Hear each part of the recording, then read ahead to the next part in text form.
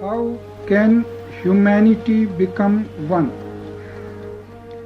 By becoming conscious of its origin.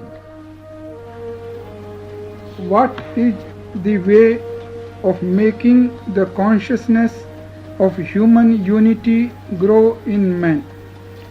Spiritual education.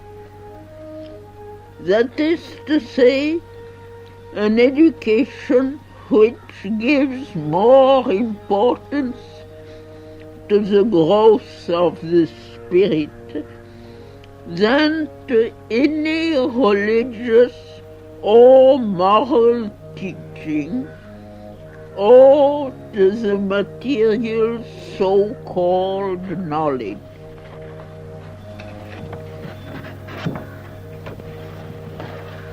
What is a change of consciousness?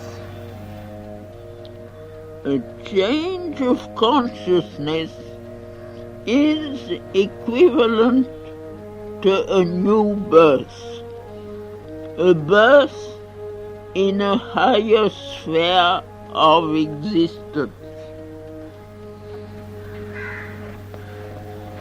How can a change of consciousness change the life upon earth?